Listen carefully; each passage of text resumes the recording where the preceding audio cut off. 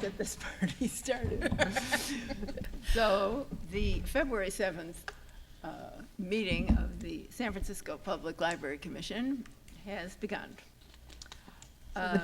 Time is 4:30 p.m. Commissioners present are Vice President Susan Mall, who will be chairing the meeting today, Commissioner Wong, Commissioner Dunning, and Commissioner Wolf. Commissioner Lee is expected, and Commissioners Ono and President Ordell Garducci are excused. Susan, talk into the microphone. Is there general public comment before we get into the guts of the meeting? Commissioners, Ray Hartz, Director, San Francisco Open Government.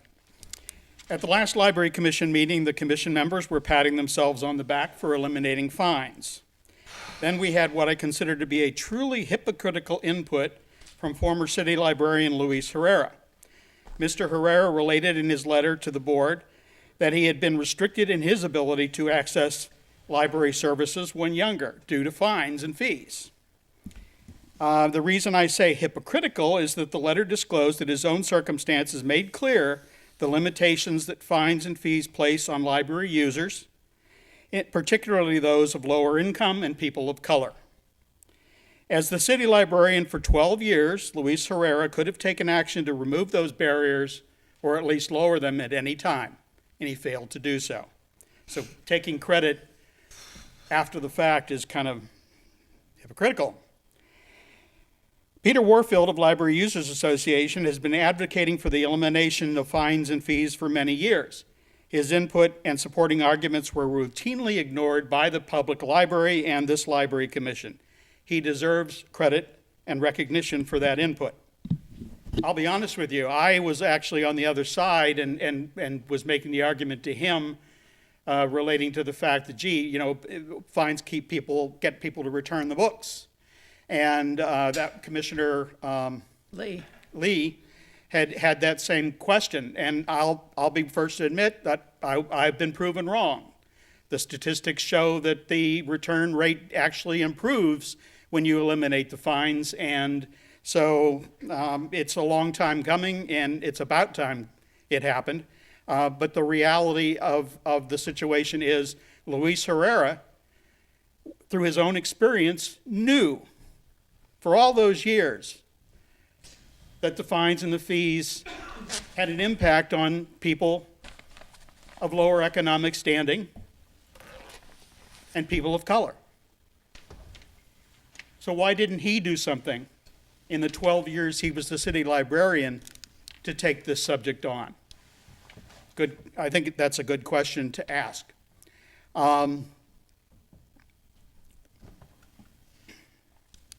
One of the things that was also discussed in passing the last time was the increase in the e-book budget and the decrease then in the hard copy budget. And one of the things I have to ask you all to consider and keep in the back of your mind is every one of the trends right now in spending is going against people of lower economic standing and people of color. They have less access to the equipment that you need to use e-files, and so as e-files go up in number, their access goes down. Is there any other public comment?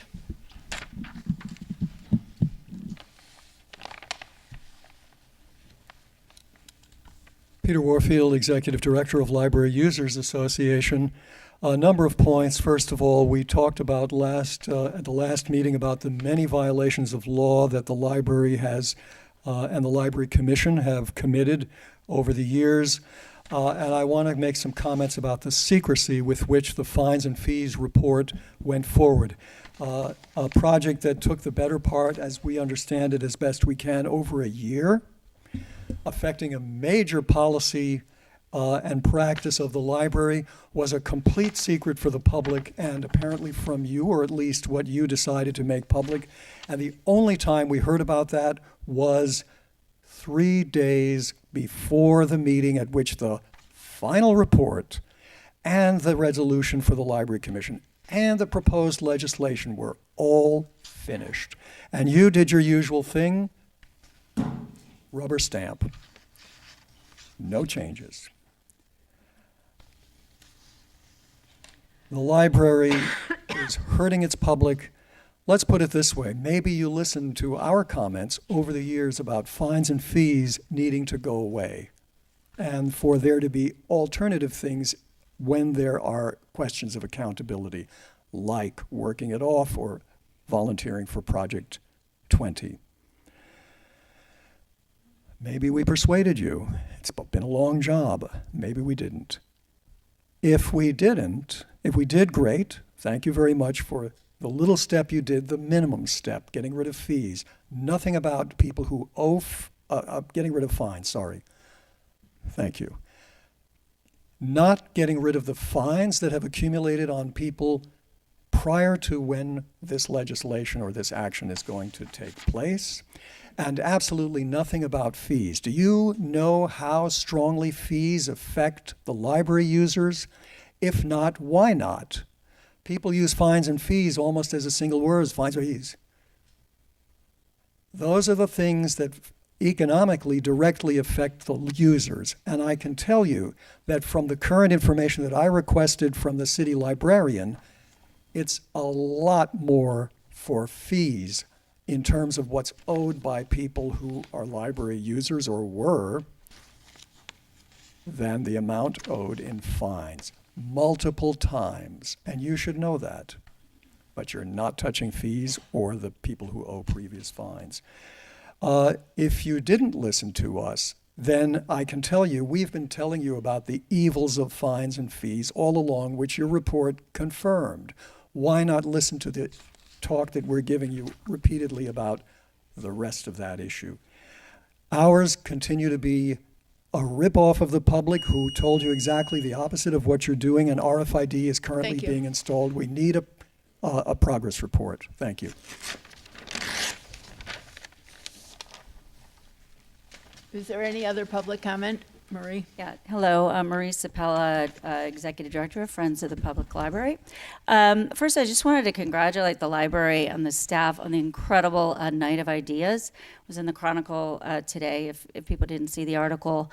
And I think we really saw the future of library users and supporters, and it was just the most incredible event. I think everyone who went was pretty kind of awed by the whole thing, and we were certainly happy to have underwritten that, and that we had so many volunteers helping, and congratulations to Michelle Jeffers and all of you. I shouldn't start singling people out because it's a treacherous road, but also I just wanted to let you know that, and I didn't know that this even program existed that we fund, but as an extension of a summer reading program, Christy Estrovich and her incredible department have a tween winter read.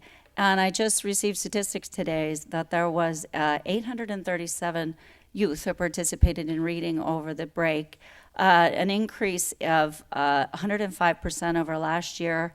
The logging of hours increased 64%, and the number of hours read increased 68%. So there was about 1,070 hours read by our young people in just about a week. So that was pretty exciting. And then I just wanted to let people know our we're only doing it 2 years every now, we think, but our big library laureates is scheduled for March 8th.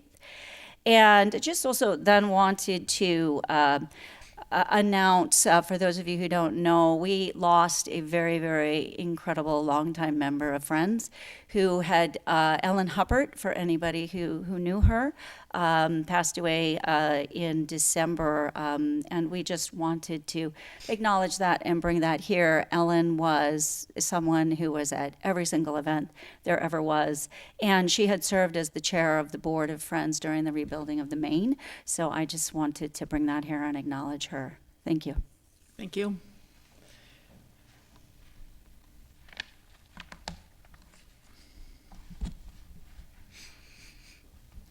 Hello, I'm Michael Vincent and Ella Mercanti from Friends. I'm here just to talk a little bit about our community book program. So we take in donations throughout the city and then resell those books. It's a massive recycling operation. There's so many books that come through and amazing gems that we find and then are able to use again. So part of our community outreach, we're having a Books and Brews event. It's a partnership with Anchor Brewery. I'm inviting you all and everyone here today. It is going to be on the 28th of February at 5 p.m. to 8 p.m.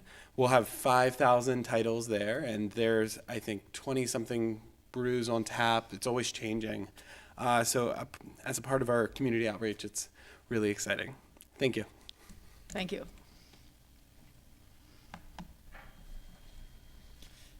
If there's no additional public comment,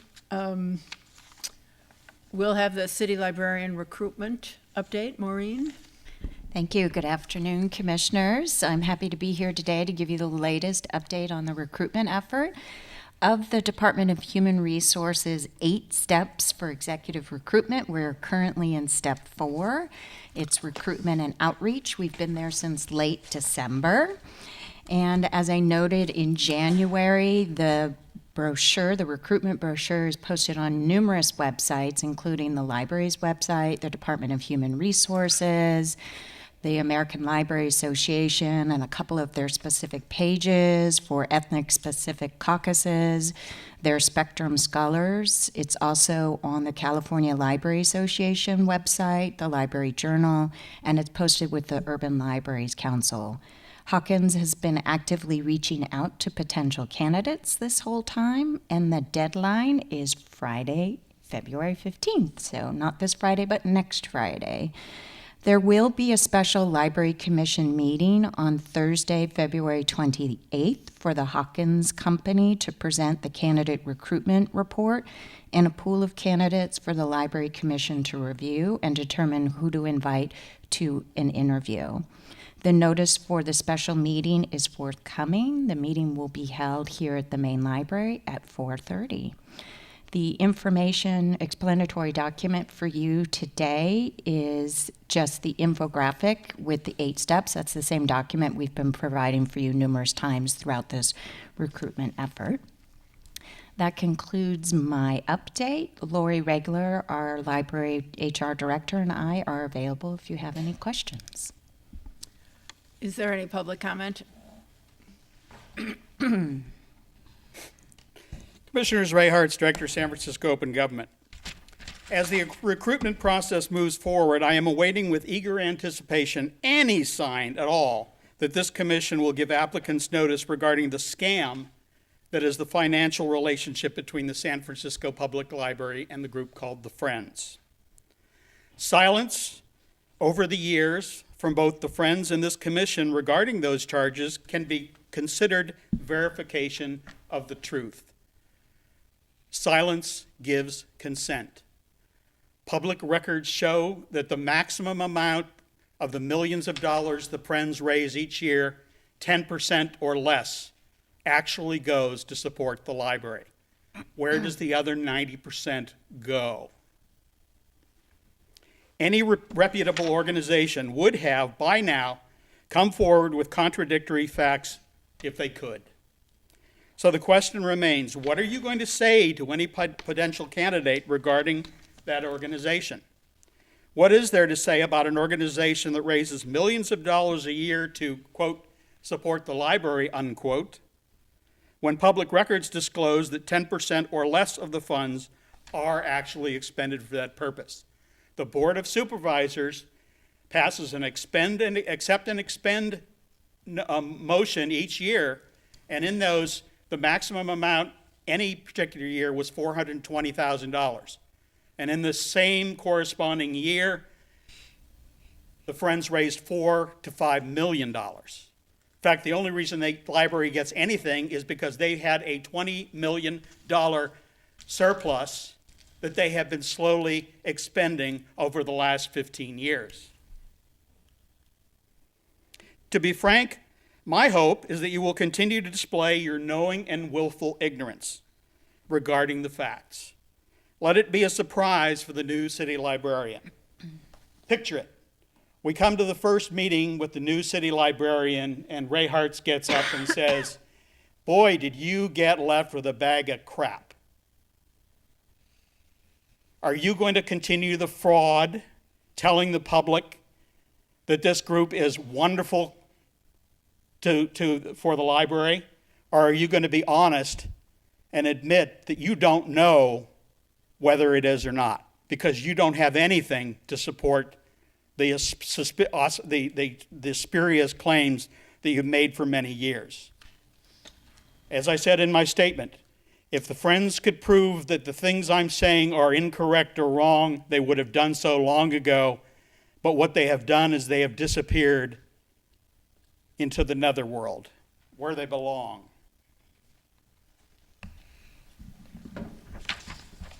Additional public comment? Please keep your comments directed to the city librarian recruitment update.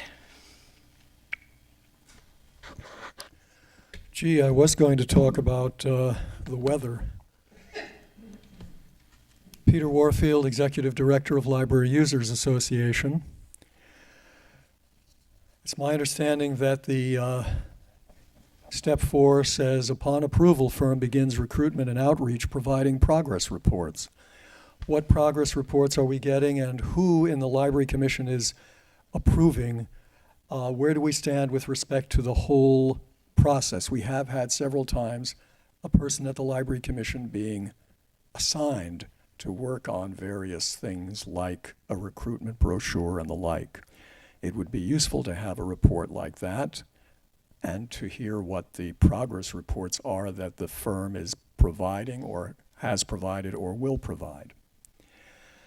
Ray Hartz, the previous speaker, has certainly raised some very important points with respect to the terms of anybody working at the library here in San Francisco. When I first came to the Library Commission, it struck me, what do I care about what people donating to the library give? They do that at other places, the opera, the ballet. Why should I care?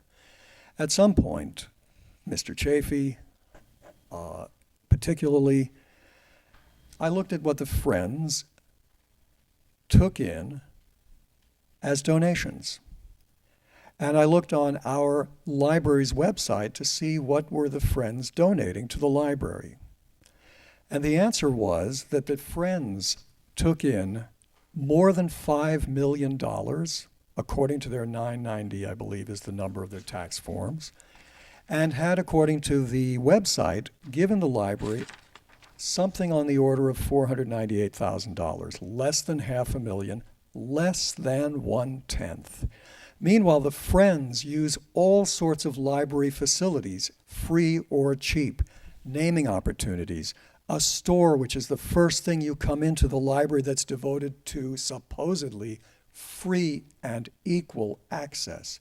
I've heard librarians say that when they were short of very popular books, moms had to drag their crying kids past the store saying, they've got $5 such and such popular kids books, which they don't have upstairs. There are serious questions about the undue influence of the Friends, including their original and ongoing support for RFID, the toxic to privacy technology the library now wants to put in, and which the American Civil Liberties Union and Electronic Frontier Foundation have vigorously opposed all these years since it was first proposed. Those are some of the things they need to know, as well as the question of honesty or dishonesty in the requirements of the job. Thank you. Thank you. Do the commissioners have any questions or want to make any comments?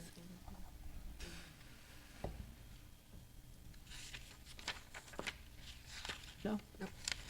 I have a question. Is there a hard copy of the recruitment brochure, or is it only online? So I provided a hard copy at the commission last month. I didn't provide an additional copy this month, but. Didn't we edit it a little from? Yeah, we that was the finalized the version with the president Oh, that's after the right. December commission It meeting. was, Yeah, yeah, okay, I Yep. remember. yes. So that final brochure was provided last month. Right. Yep. Okay, thank you. Any other discussion? Okay. Now we will discuss our very important topic, our budget. Maureen, Thank you. for this opportunity to give you an update on our budget. Today, what I'm going to do is walk you through some budget options and then seek the Commission's decision on a budget for me to put forward to the Controller and the Mayor's office by the February 21st deadline. So high level, this is our budget calendar. We're nearing the end of the departmental budget proposal development phase. And then we will submit, as I said, by the deadline on the 21st. And then we move into the various negotiation phases with the mayor's office and then eventually the Board of Supervisors. We always report back to you what happens over time with the budget as it evolves through the phases. Our budget in general, as you've always heard me talk about, is built around our strategic and budget priorities. Our investments specifically are always grouped according to these categories so that you get the tie-in of a proposed expenditure to a given priority, for example, youth engagement. On a high level, this is a summary table for you of all of the investment proposals that we walked through in detail with the Commission in January. It is also provided as attachment 1 today, and that's available in your packets and at the back of the room. One minor update to information that was provided in January versus today is we did get an updated cost figure for the Sheriff's Department enhancement. So as we move from a cadet and deputy model to a 2-deputy model, we had estimated that the cost increase would be about $200,000. The Sheriff's Department sent their information, and it is actually just approximately $271,000. And some of that is additional labor costs, but now that the main library is open 62 hours a week, that can contribute to some of the additional costs. So high level for you, just for each fiscal year, we're looking at an investment of around $9.6 million in fiscal 20, which is made up of both one-time and ongoing costs. And then in 21, the investment of nearly $23 million is largely driven by funding the Chinatown renovation project at around $20 million. That's about 87% of the total ask for this budget cycle. So moving into what our budget options would be. So option 1 would be everything that we presented to the Commission in January with the correction for the Sheriff Department estimate. And what I'll do in a minute is walk you through what the resulting budgets would be based on that. And then option 2 is an adaptation to the January 17 presentation, also including that Sheriff's Department work order amount. But specifically what we would propose under option 2 was not investing the $1.5 million of contingency for the capital projects for Mission and Ocean View. That is approximately 5% of their budget. Another change proposal would be rolling out the teched out expansion at half of the proposal we presented in January and also in December. So instead of 300 Chromebooks, we would do 150. That would result in a savings of about $95,000. Just want to take a quick moment to point out a clerical typo in my proposal change description. I have the cost going from 190.5K to 92.25. That should read 95.25. So sorry. This is under the digital strategies cut to the fiscal year 20 teched out mobile. But the amount in the column that says fiscal year 20 estimated is correct. It's just the text that is incorrect. So it's just a clerical typo. Another adjustment under organizational excellence is postponing the investment in the learning management system. We had a preliminary conversation with the controller's office on their planned upgrades to the learning management system. I think we need to do more to understand exactly what's in the scope of that upgrade and whether or not that would actually meet some of the needs that we have for a learning management system tied to staff development for the library. Then we have two proposals for enhancements under option 2. The first being adding 4 health and safety associates to the library's social services team. You may recall that we first developed this team way back in 2009. We actually started off with just a social worker. And over time, we've grown that program to include health and safety associates, also called HASAs, and then we have 1 lead. So if we were to add 4 additional HASAs, we're estimating that would be approximately $100,000. That would grow our team of HASAs to 10 and allow us to provide some additional support in the branch system so that we could address some of the concerns that we heard last month about safety and patron services. These folks really provide assistance to indigent or those experiencing homelessness who might have some related mental health, chronic health, or substance use issues. So this would provide some additional support in the branches. In addition, the other great thing about this program is that the HASAs are typically former homeless individuals themselves, so it's a workforce development opportunity for them. The other enhancement mentioned here is growing the marketing budget by an additional $30,000. So for a flat $100,000 growth, that would give us an ongoing budget of around $180,000. And Michelle and her team would like to use those additional dollars for more outdoor advertising and banners. So on net, the change under option 2 would be a reduction of about $1.5 million. Some of those are one-time and some of those are ongoing. The ongoing amounts would be reflected in both budget years. So what does this look like as far as the total budget for both of these fiscal years? Under option 1, you're looking at an estimated budget of $162.66 million. That would mean dipping into our fund balance by $6.9 million. And then for fiscal year 21, you would look at a budget of $164.26, and that would be using just shy of $2 million of our fund balance.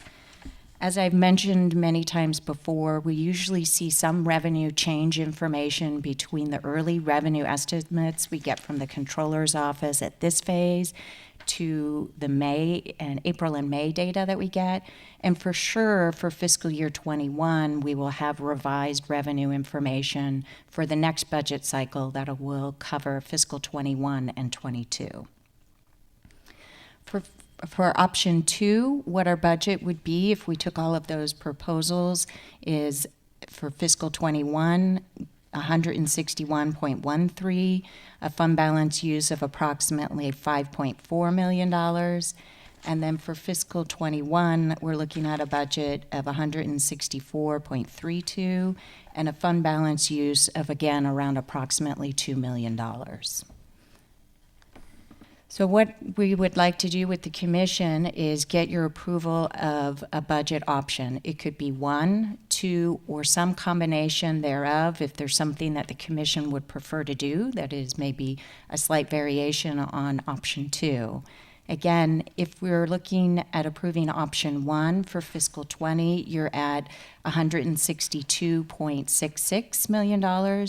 You're dipping into fund balance 6.93, and what that would mean is after we use that, we would have a fund balance available of about $15.6 million.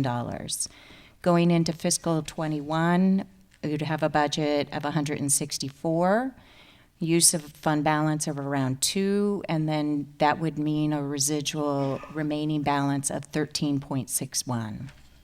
If we did option 2, we're looking again at a budget of $161 million with a fund balance use of 5.4 and then a remaining estimated fund balance of 17.10 for fiscal 20, and then for 21, 164.32 million and a fund balance use of 2, and then therefore a fund balance estimated after that of about 15.08. So option 3 again would be any combination thereof that the commission might be interested in pursuing. So once we get your approval, after your discussion and public comment, then we can move this budget forward. I'm available if you have questions, as are any of the chiefs if you have questions about specific proposals. And that concludes my presentation. Thank you, Maureen. Very thorough, as always. Okay, so, public comment. Commissioners, Ray Hartz, Director, San Francisco Open Government. Approval of the budget for the San Francisco Public Library is probably the most important function of this commission. Approval of the budget provides the resources needed to move forward all of the goals of the San Francisco Public Library. I would like to note specifically the absence from the budget presented in Attachment 1 of something I have always found particularly abhorrent. That was the presentation as if it was a fact, detailing the financial contributions of the Friends. The numbers presented to this commission, and by extension to the public, were designed to deceive the public with unsubstantiated claims made by the Friends and their supporters. When I first started coming to the Library Commission meeting more than 10 years ago, the Friends would show up every other month or so. They would once a year come in and say, oh, we're giving the library $750,000, which turned out to be completely false. The Accept and Expend grant approved by the Board of Supervisors was for $750,000, but only half of that actually came from the Friends. The Friends were taking credit in the other half for donations from other institutions and people. The public record clearly shows that 10% or less of the millions raised each year by the Friends actually goes to support library activities. The misrepresentations and lies made for years by this group, members of this commission, and the San Francisco Public Library Administration has finally been brought to a halt. I did public records requests and asked when they would present the budget, and on the bottom would say, oh, the Friends gave $8 million to the Branch Library Improvement Program. I said, well, let me see the records or documents that support those numbers. And I got nothing. In fact, what I've gotten for 10 years is the fact that nobody in the library or the Library Commission seems to have had any idea about the financial agreements between the Friends and the library.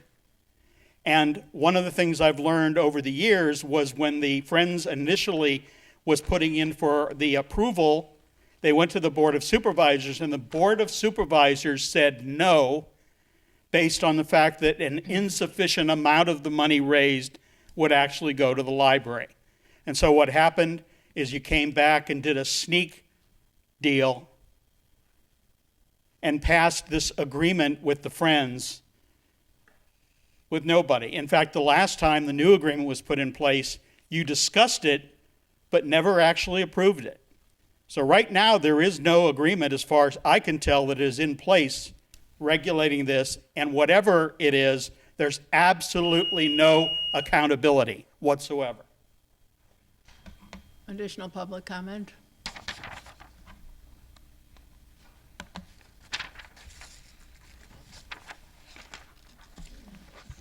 Peter Warfield, Executive Director of Library Users Association. The history that Mr. Hartz refers to is a very interesting one.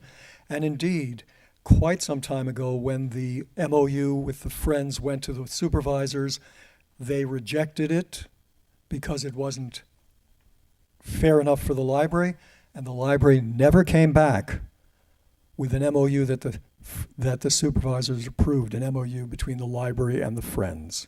And I'm glad to see the Vice President nodding.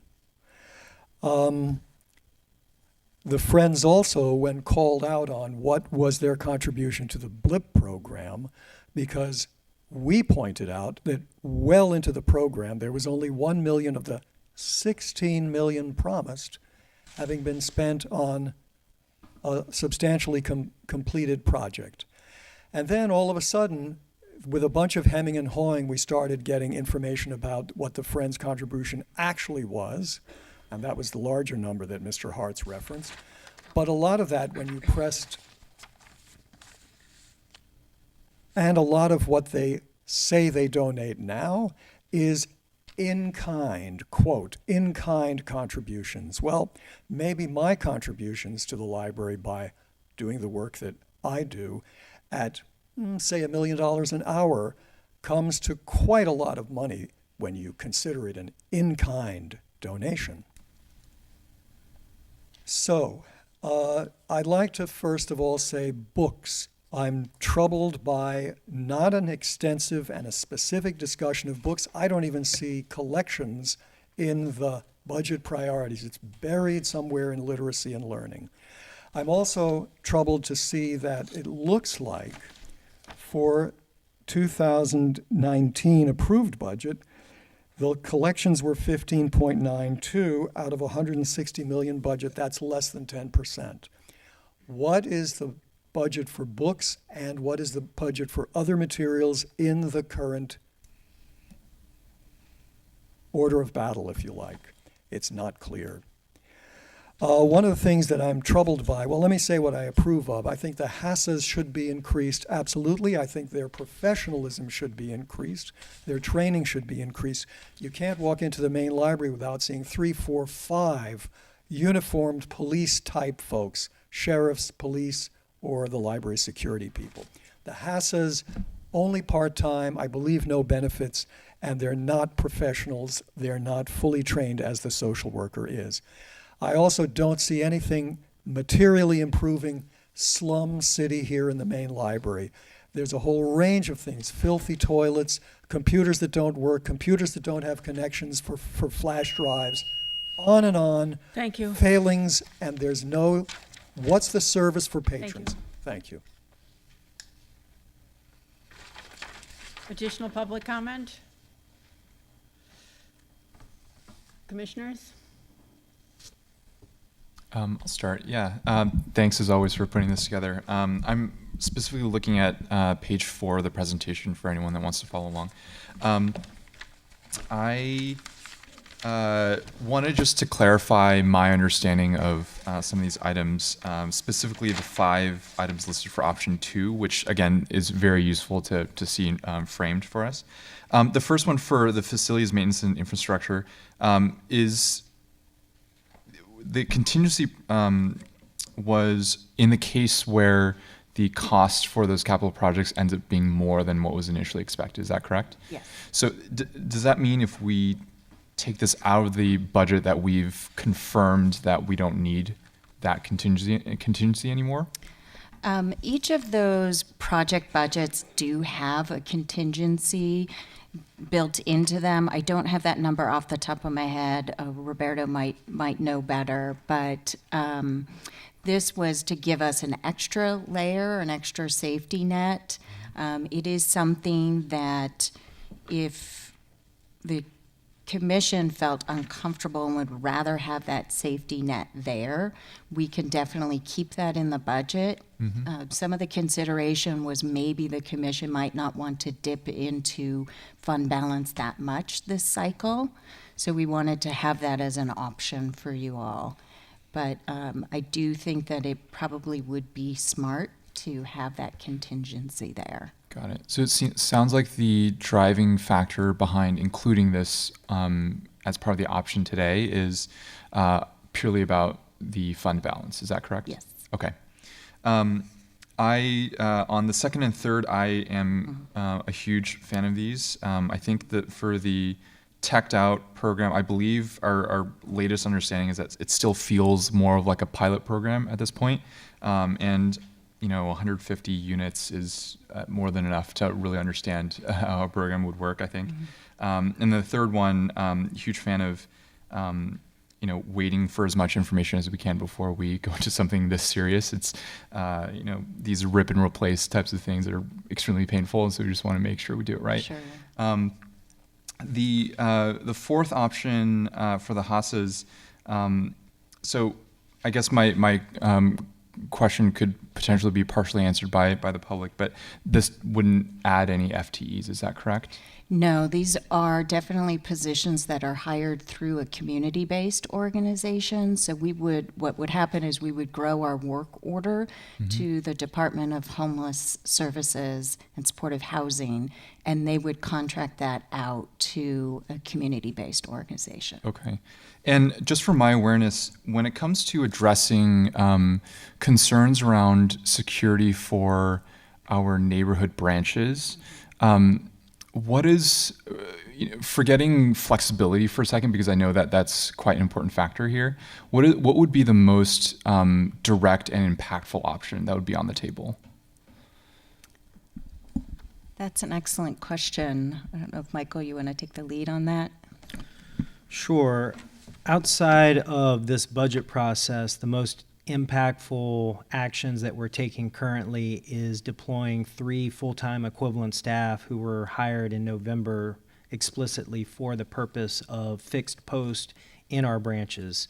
The Mission Branch Library, the Mission Bay Branch Library, the Eureka Valley Branch Library.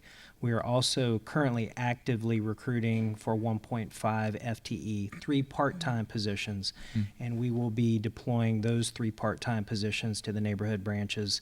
We're looking at the Western Addition branch, the Park branch, and I'm not sure which branch has the next highest incident report total, but we're using data to inform our decision-making process.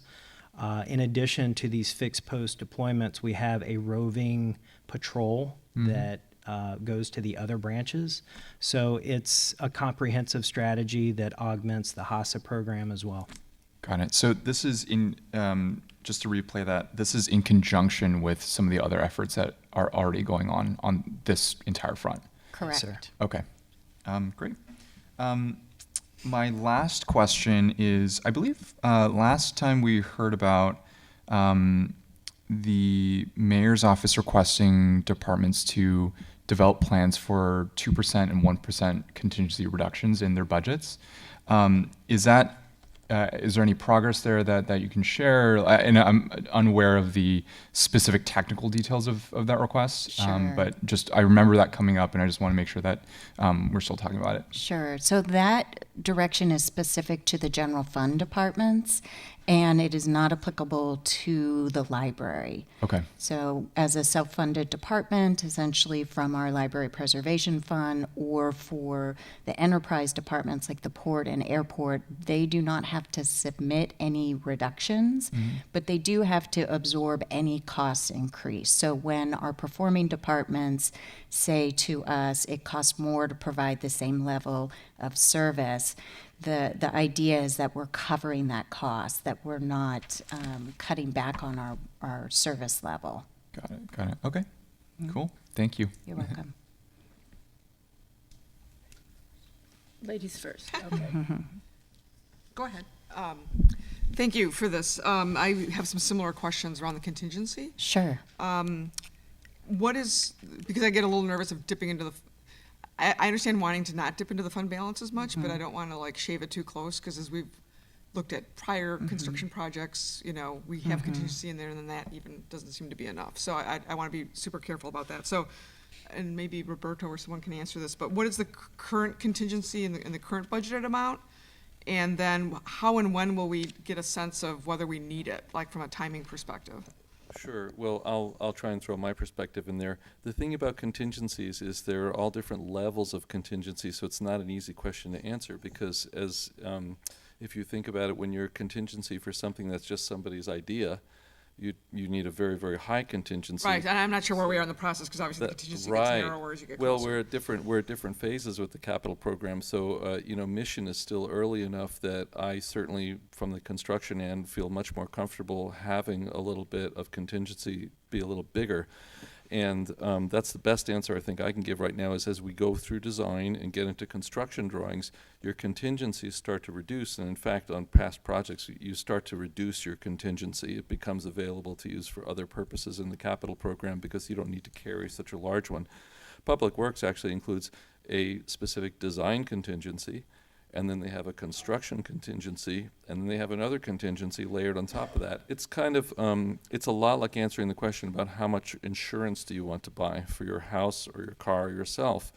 there are a lot of approaches. So does that help clarify it a little bit? It does, and I guess what I'd understand in the budget process, if we set aside 1.5 million, and then as we get along and we realize that we only need 1 million of that, or we only need $500,000, do we like get that back, or? Yes. Yeah, then it would be available It's for not like we get to spend other, up to that and, kind of thing. right, yeah. So it's basically just, yeah, so it makes me, all right. Yeah, I think it's a good safety net, and it gives us, then we don't run into any cash flow problems in case the market becomes even hotter, and then we're shy of a certain amount of money. Right.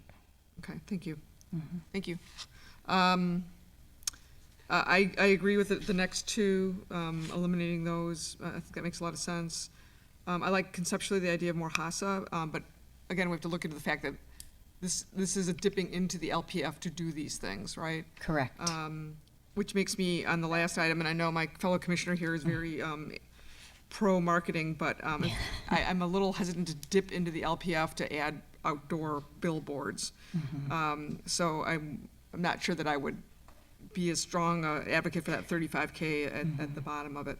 And the other thing that makes me a little nervous is that the things that we're saving money on are one time, and the things we're Right. spending money on are ongoing. So these figures aren't actually, sort of net present value of what it is that we're signing up for. Because sure. we're signing up for years and years and years of these expenses as a new baseline. Yeah.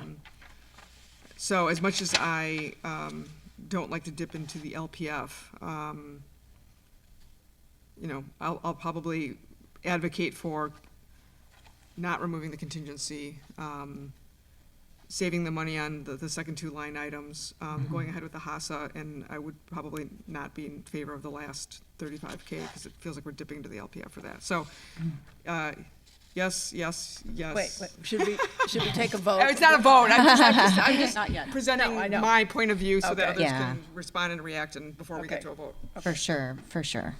Commissioner Lee. Oh, sorry. Thanks again, Maureen. This is really helpful, and appreciate my fellow commissioners' previous comments. So I want to talk about the contingency, the HASA, and the marketing, because I agree with all the other decisions. I just want to be sure, having been involved in building projects before, that sometimes when you have the contingency, it makes you feel like, well, you have that money to spend. And so I really want to be sure that the contingency is a contingency and doesn't then give license to say, well, we have this money to spend. And I just don't know how the checks and balances work on that, but it's really important that it is a contingency and isn't a adding to the bottom line of what's to spend. So I really advocate for that kind of very careful planning and jurisdiction over the budget. In terms of the HASA, I think that's great, and I would appreciate it hearing more about the overall strategies for security at the branches. I was very moved by what the staff had to say, and I feel really grateful that you are paying attention to that and using data to really inform how the limited dollars and FTEs can be used. So I'm very much in favor of that. I am a huge advocate of marketing for this institution. I feel like the library is one of the best kept secrets in the city. I feel like too many people don't know about all the ways in which the library supports and encourages community engagement and improvement and equal access. That said, I am not a huge fan of outdoor advertising and banners. I feel like it would be important to really understand what are we trying to do? What is the mission of a marketing program? Who are the target audiences? What is the messaging? And is outdoor advertising and banners the best approach to do that? And I have a feeling it's not. I really feel, and I could be completely wrong, and I'm happy to be convinced otherwise.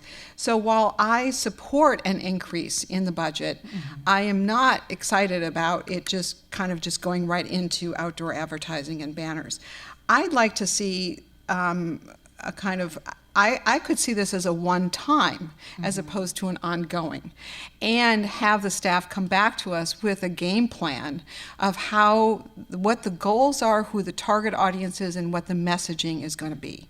So that then a decision, and I'm sure they're already thinking about this, but outdoor advertising and banners is a lot of money and it's not clear where it goes. But I could see this as a one-time to then reevaluate after this year. Would you like maybe Michelle to talk a little bit more about the vision before we move on? I want to make sure that any of your questions are answered.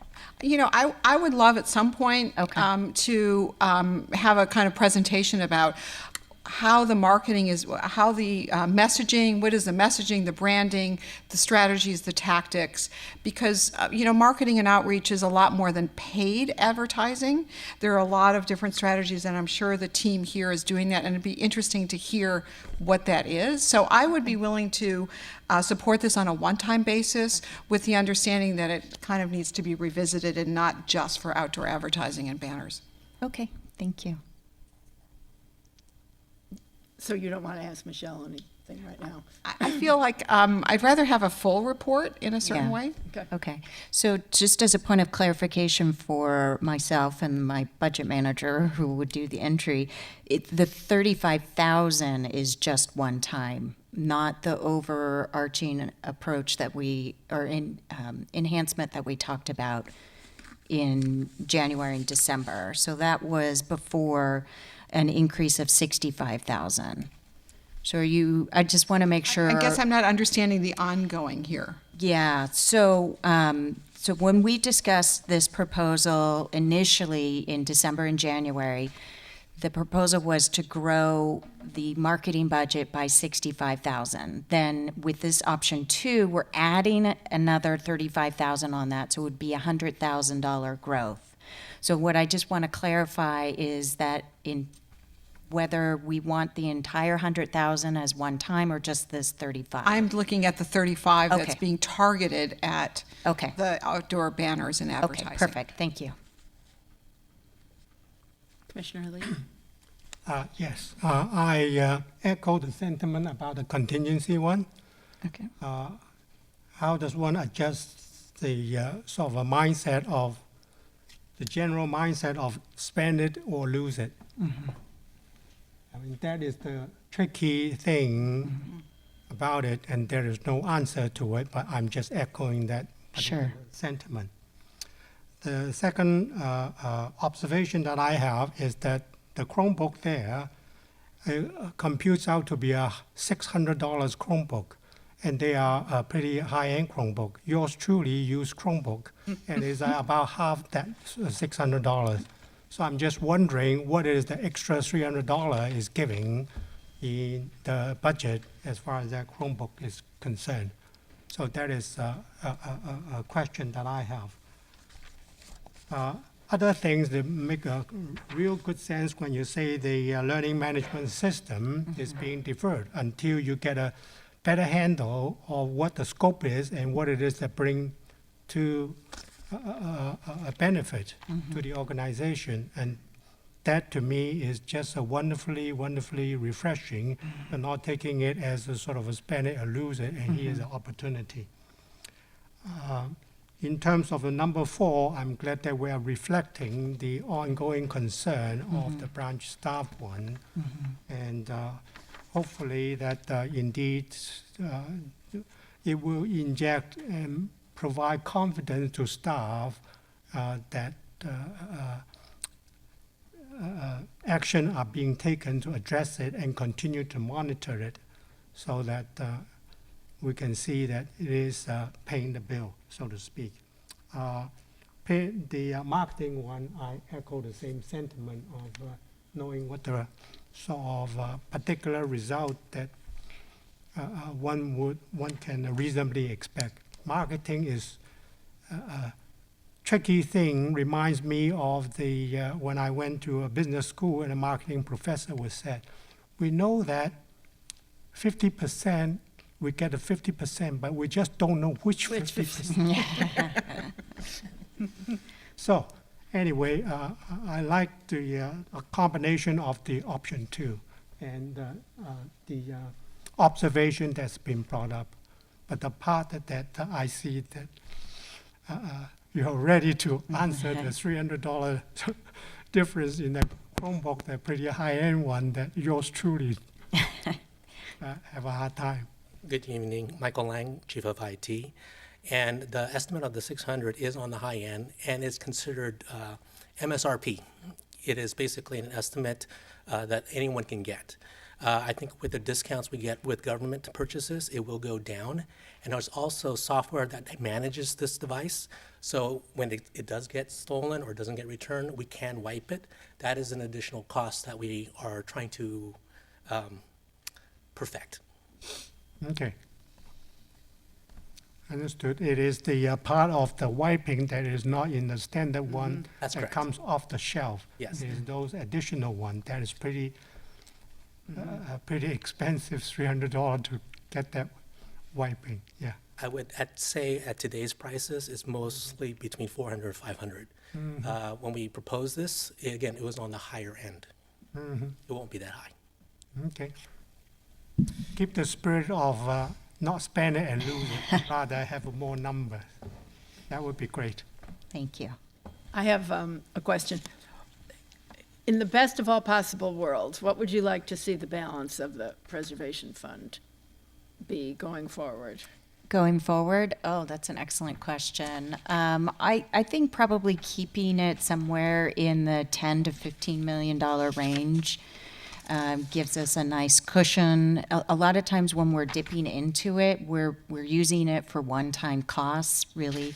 If we were to back out of the budget proposal all of the capital, we would have revenue in excess of expenditures. So really, the last few years when we dip into fund balance, it's based on these kind of one-time uses, which is appropriate. In my mind, this is really a one-time source. It can grow over time. Sometimes what happens at year end is we have some unspent money or some property tax revenue comes in higher, and that's why it grows. But I think that sort of healthy level of reserve is a good safety net for us to be able to continue to do some capital work and not hinder that process.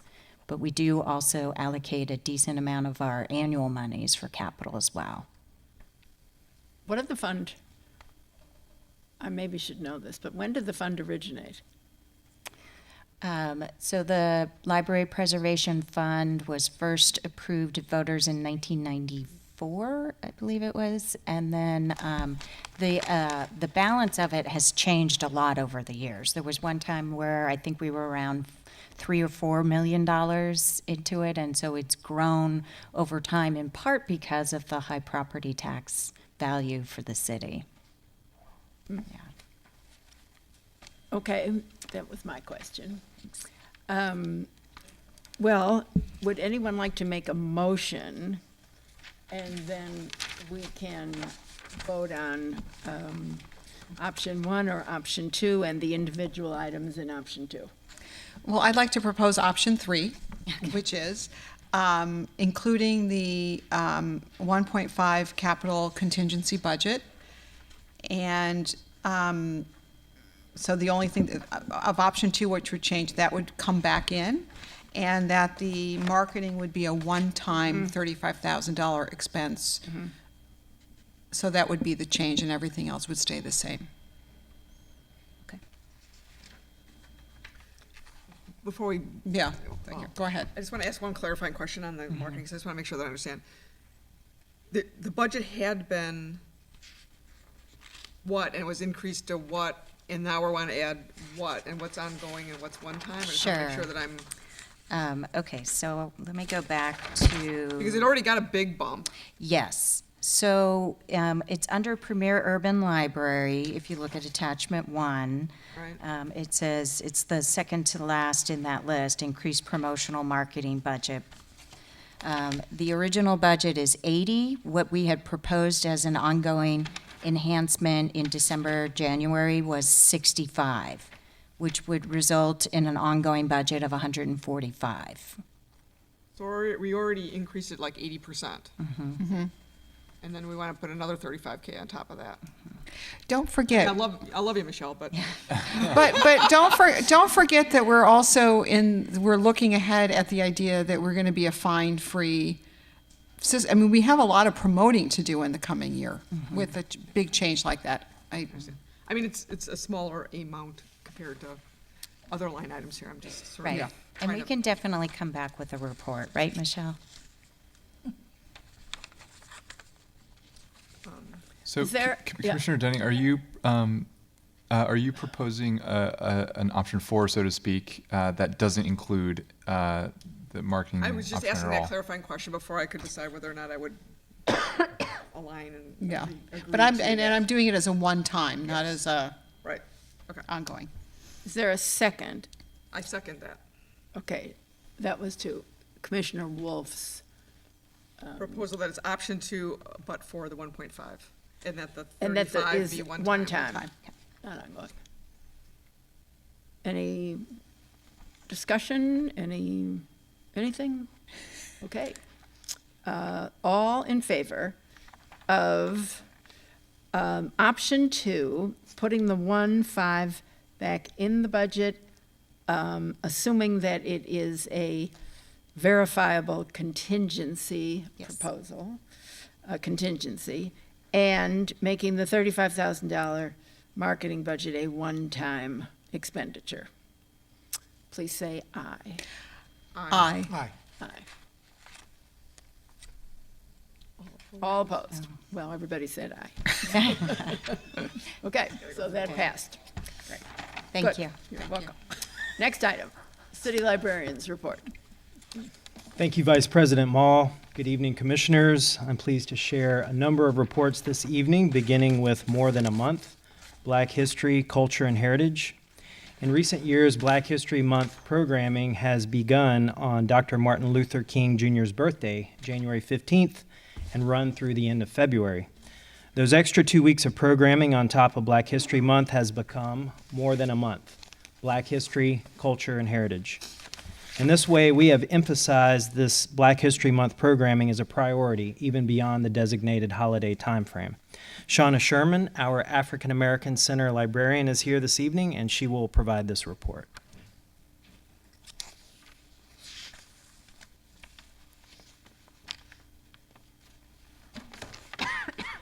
Good evening, Commissioners.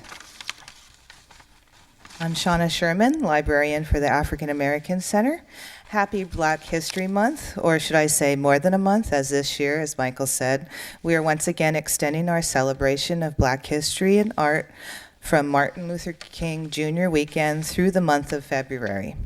Of course, Black history happens all year round, but since Carter G. Woodson started the holiday in 1926, February has been a special time to celebrate the achievements of African Americans. This year, we have a robust offering of more than 50 programs and film screenings at our branches and at the Main. Programs range from author talks to panel discussions to performances and crafts, something for all ages. Thank you to the Friends of the San Francisco Public Library for helping making it all possible. Coming to the Main later this month, author Michael Moray will discuss his book, Fagan, an African-American renegade in the Philippine-American War, about David Fagan, a private in the Buffalo Soldiers who deserted his unit to join the Filipino guerrillas in their 1899 War of Independence.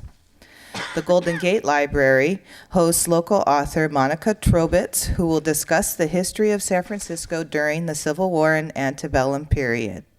Local historians will discuss the history of African Americans in Visitation Valley, and historian Bill Doggett will talk at the Merced and Main libraries, marking 400 years since the start of slavery in the United States.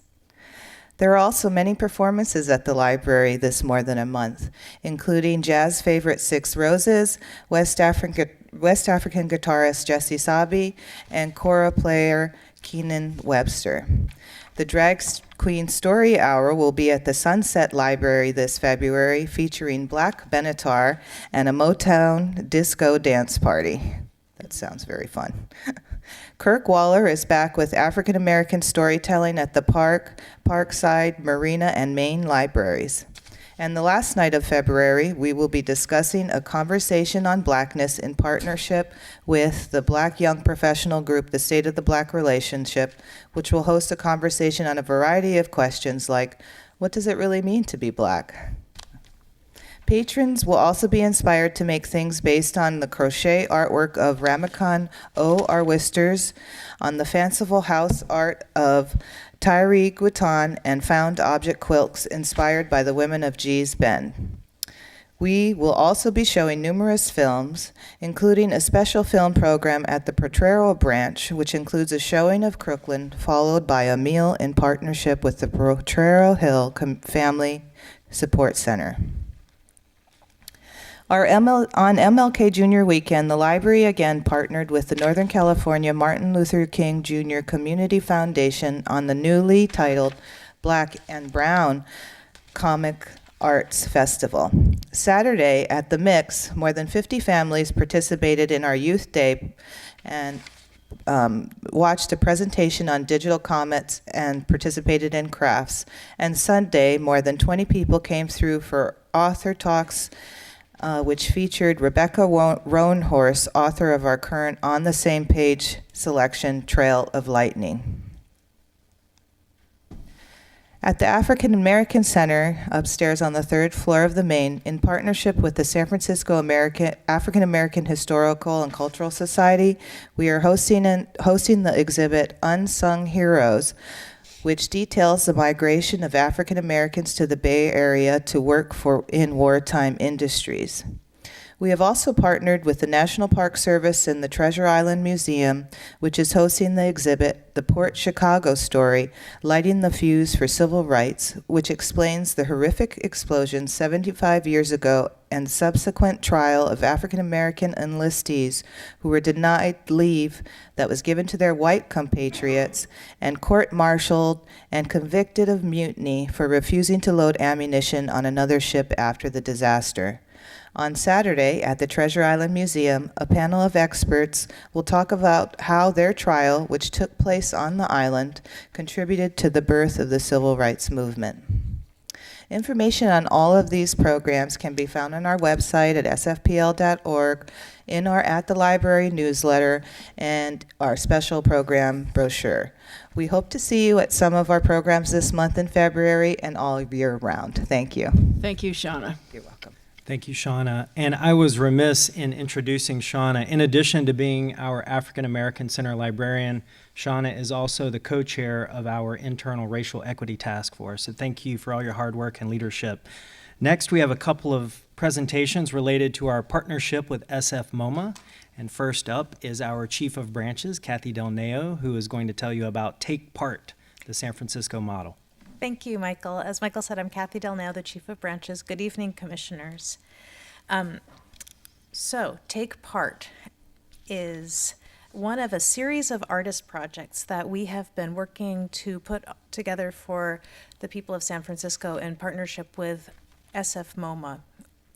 And it's a cooperation between our team here at San Francisco Public Library and the Public Knowledge team, which is a group that really deeply engages with the community around art throughout the city. For more than a year, we've actually been working to bring this project to you. SFMOMA commissioned the project with the Dutch artists Bic van der Pol. It's actually two artists, Jos and Lisbeth, and together they are Bic van der Pol. And we're really excited about this citywide. Excuse me, could you say that again? The two artists thing? The two artists, their first names are Jos and Lisbeth, and somehow their names together become Bic van der Pol because of their last names. Okay, thanks. So it's an artist collective from the Netherlands. And they've been working with us to mount a citywide exhibition and series of programs at all of our library locations in San Francisco Public and the branch at SFMOMA, the Public Knowledge branch. The entire huge project focuses on this which you might think is a picture of our actual city, but no, it is a picture of the SF model. I'm not sure if you're familiar with it, but this was a Works Progress Administration project, and it was completed in the late 1930s. This model is incredibly detailed. People went street by street through the city of San Francisco, and I believe that one of our colleagues at SF MoMA shared that about 80% of the house colors on the model were actually checked in person. So if you're wondering what color a building was in the 30s, check for the building and on the model, and the paint colors are probably very similar. It's incredibly detailed. This model was debuted at the Golden Gate International Exposition on Treasure Island in 1939.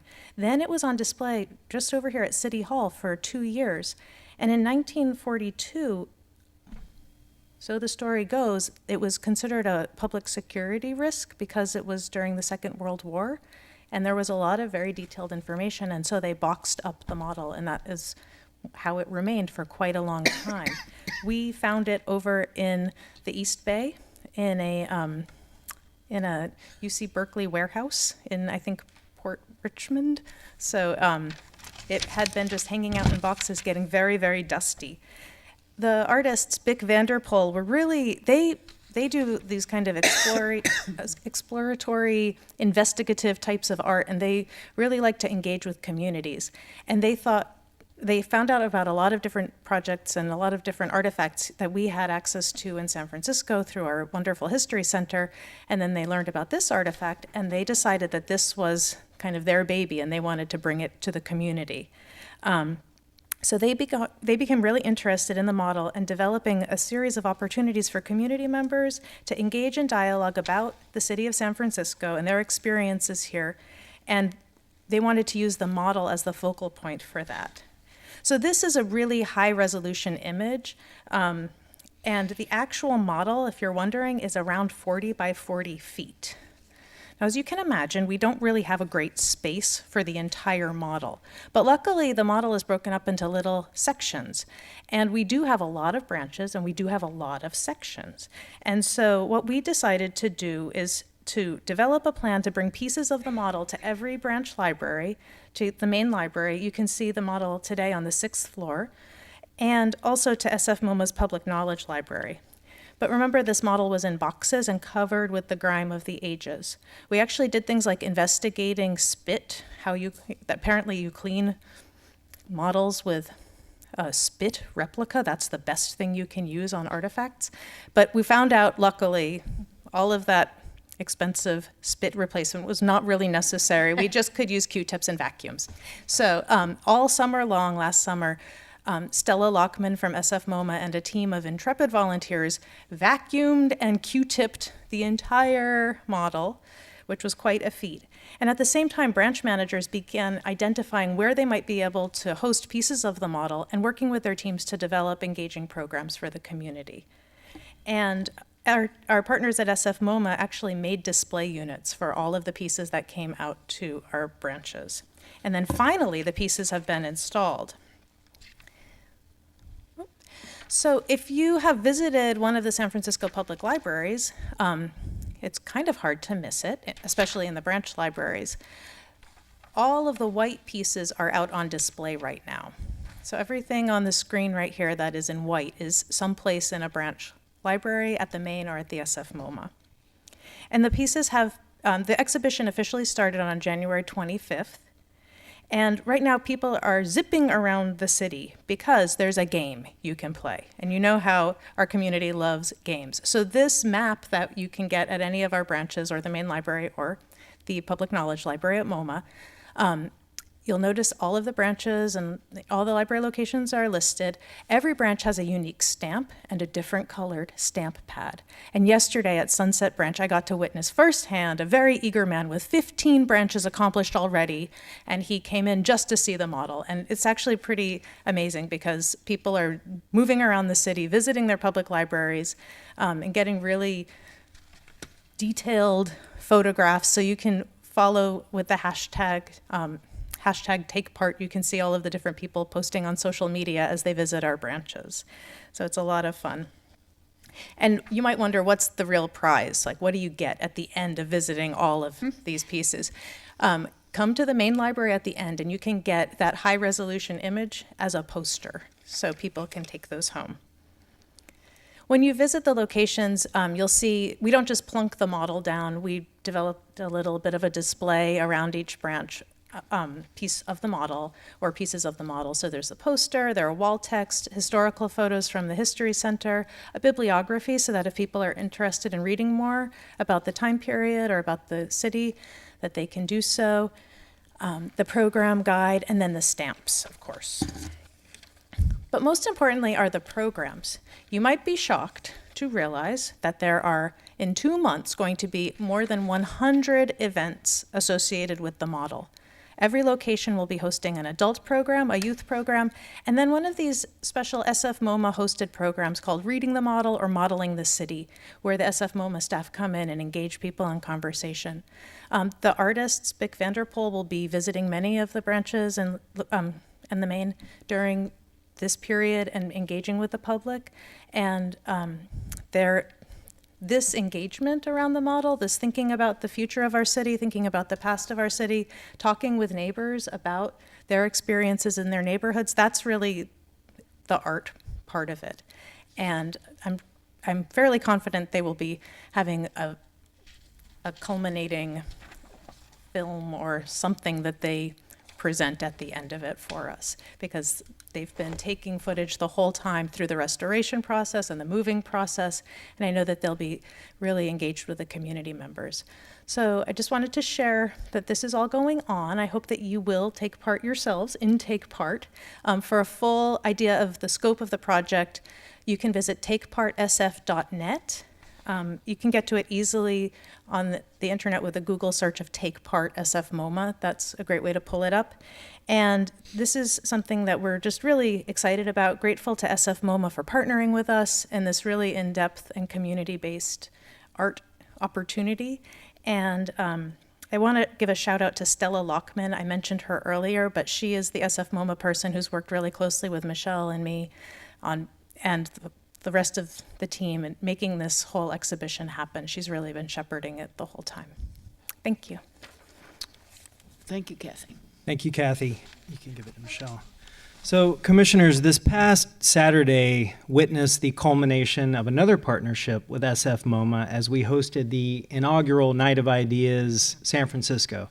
And this event drew more people in the past 22 years since this building opened in April of 1996. It was phenomenal. Nearly 6,000 attendees over the course of a 5-hour evening. There was a line to get into this building extending from Larkin Street all the way down Fulton Street onto Hyde Street, and it took over 2 hours for that line to fully dissipate. And what is remarkable is it was cold, it was raining, and it was Saturday night in San Francisco. And for one evening, this was the in place to be in the whole city. The excitement inside the building was palpable, and every face had a sense of wonder and excitement. The audience was intergenerational, extremely diverse. Commissioner Pete Wong was present. Our president, Mary Wardell Giraduzzi, was part of a panel that evening. I'm extremely proud of the team. In particular, I want to acknowledge the hard work of Michelle Jeffers, our Chief of Community Programs and Partnerships, who really took this on. I also want to acknowledge our Chief of the Main Library, Tom Fortin, our Chief of Facilities, Roberto Lombardi, and his team, and also Kathy Del Neo, our Chief of Branches, who was also a performer that evening. And Michelle Jeffers is here now to provide the report. Thank you, Michael. Again, Michelle Jeffers. As you can see, City Hall lit up City Hall with the colors of Night of Ideas for us. It's the first time in my memory that City Hall actually recognized us in that way, and it's always exciting to see that. I think as kids, didn't you ever wish you could spend the night at the library? Apparently, a lot of people feel that way. That's what we found. So I just wanted to show you some of the beautiful pictures. This annual event is organized by the French government. It's hosted in 150 cities around the world. It's been going on for several years already, but this is the first year it came to San Francisco. And the French Consul General's office connected with our friends, our longtime partners at SFMOMA at the Public Knowledge Project, their education department, and they brought them to us and said, you know, not us, but the library is really the place for this to happen. And so through many months of meetings, we brought in KQED, we brought in 836M Gallery, we brought in Friends of the Library, who were big sponsors of this, and we created a really spectacular evening for the people who came out, and even people who didn't make it out but have been calling my office asking for videos of the night. It was really a way to bring people together for collective imagination around the future of San Francisco. As you can see, we estimate that about 6,000 people came into the building that night. Now we have kind of a gauge of how many people can fit in the building from this. It was a 7-hour marathon of conversations and talks. It was also, in addition to these wonderful events popping up around you throughout the night, it was also library time too.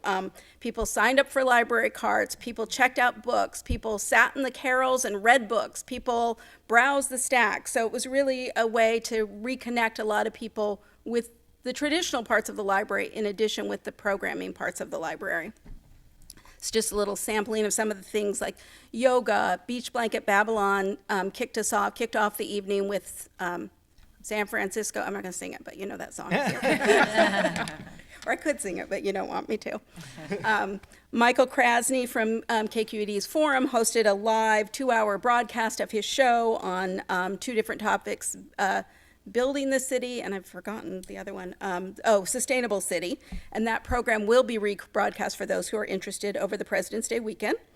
Other curating partners that were in our different affinity centers, or as we call them, salons for the night, were groups like City Lights Bookstore, which did a poetry event, Litquake, which did a dystopian fiction event, Burning Man, Dominique Kren and her company Atelier Kren, Civic Center Commons, the Golden Gate Parks Conservancy, the Consul General's offices of Germany and Austria, Stanford University, Lycée Française, Youth Speaks, Spur, Ubisoft Games, and many more were all brought together for this.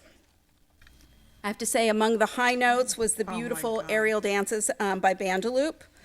They have only previously performed on the outside of the main library, once when we opened and once when we had our 20th year anniversary, but I knew when they were here in 2016 for our 20th anniversary, they were looking at that skylight really closely, and I was like, no, no, no. And then they came back, and they're like, we think we can do it. And apparently they could. The main library looked so spectacular that night. I have to say, the facilities team under Roberto really made the building shine so brightly. It was really exciting. And then staffers from every branch and from throughout the organization worked that night. They were so excited to join us, and people were so full of smiles and good cheer, and they got it back from the patrons too. People would just say, this is so wonderful and thank you for having us. And it was really quite a remarkable evening for us. I know Michael mentioned Tom and Kathy, but I have to mention them too, that it was really, their partnership on this. I could not have done this alone. It was really the 3 of us, the triumvirate, that kept moving it forward. And I have to thank the San Francisco Public Library entire staff, because they were just so awesome with every part of this event. We saved one of the best for last, the artist JR. This was like almost midnight, and this was the crowd still in the building at midnight. He was wonderful, and the crowd was so excited to see him there and to have somebody of his caliber here at the library. And I just want to leave you with the closing words. Author Gary Camilla in Moving, he did 2 different discussions for us that night, and in moving between discussions, he remarked that this evening, especially the public's response to it, is enough to restore my faith in humanity. And that concludes my part of the presentation. Thank you, Michelle. Our final report this evening is from Kate Epler, our manager of the Bridge at Maine, who will be reporting on the recent Career Online high school graduation. Thank you, and hello, commissioners. Hello. Night of Ideas is a tough act to follow. I will try. Down from the ceiling. I'm happy to have the chance to say a few words about our Career Online High School program and the graduation party that we had recently on January 20th. Just to give you a brief overview of the program, Career Online High School is a service of the library where adults 19 years old and older can earn a high school diploma, accredited, entirely online, as well as receive some training in one of 10 different career tracks, and they graduate with a certificate in that as well. They receive support and encouragement from an academic coach through our partner, Cengage, as well as support from the Bridge at Maine staff. And they have, if computer access is a problem, they can check out a device and a MiFi and keep renewing it for the length of their time in the school. We currently have 58 students working to graduate, and over the course of the program, started in I think 2015, late 2015, we've had 24 graduates so far. So let's talk about our party, which was a little smaller than Night of Ideas, but it was fun nonetheless. Graduates came, they got to mingle, they had some snacks. They had the opportunity to grab a graduation cat this year, that was a new thing, and decorate it. So we see some good activity with the washi tape there. And of course, we did a hat tossing ceremony. This is most of our graduates. One of them had a medical situation emerge during the ceremony, and so she was not able to really participate. But we, carried on, and she is doing fine. And then my favorite part of these parties is always the speeches. The speeches are where graduates get to share a few words about what their experience was like in the program, why they wanted to accomplish this for themselves and their family. And my favorite speech this year was from Oba, who you see there pictured with Michael. Oba was sharing about challenges she had experienced in trying to complete her education and also her goals for the future. And one of the things she mentioned was that she's now enrolled in the Tectonica program, which teaches women and non-binary adults of color coding and even provides a stipend while they do the work. And she heard about that program through the Bridge. And I'm very excited to see that and hear that, because that's sort of what we're trying to accomplish with this high school program, is to provide sort of wraparound services and really become like a hive of information and support for students who are going through. So it's always good to hear when it works. And thank you to our commissioners who attended. It was great to see you there. So no muralists and no bandaloop on this one, but thank you very much. Thank you, Kate. Kate and her team, they do an outstanding job, both from a technical standpoint and also an emotional support standpoint in helping these adult learners achieve their goals. Kate mentioned Oba. She is remarkable. She is a Somali immigrant who came here a few years ago to the Tenderloin with little more than some money in her pocket and an American dream. And now, through this program, she is working towards that. So thank you, Kate, for all your hard work. And that concludes the City Librarian's report. Thank you. Excellent. Thank you to everyone who gave a presentation. It's really inspiring just to sit here and listen to the work that's been going on in the library. Is there public comment?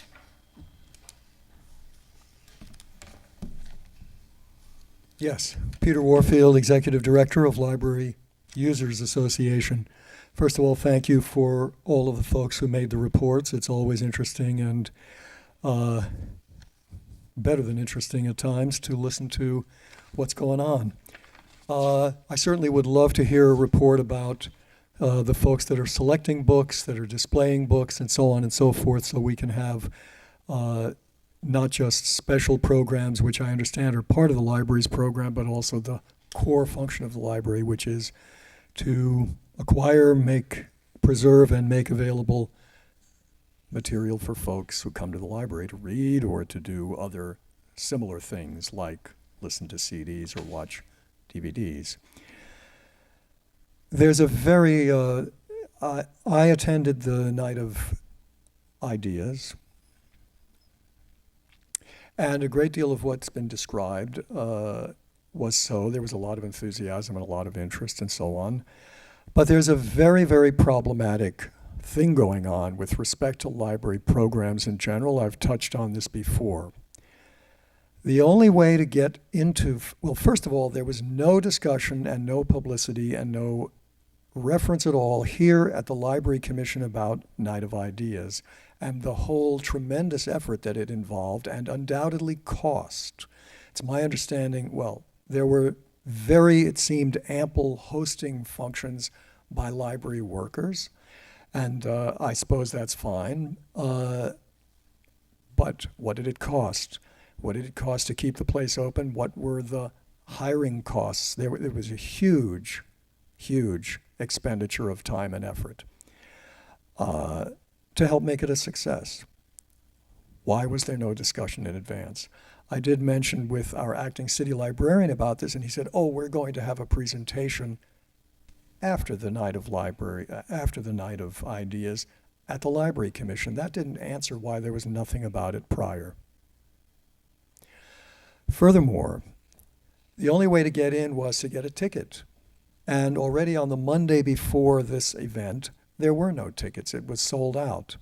I had refrained from getting a ticket because of privacy concerns. Not only do you have to give information so they can email you a ticket, you have to presumably give it to a third party.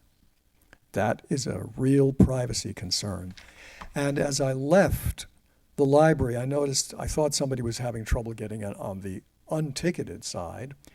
And so they called me, oh, you can come in, and okay, fine. And the first question, what's your name? Then the next question was, what's your email?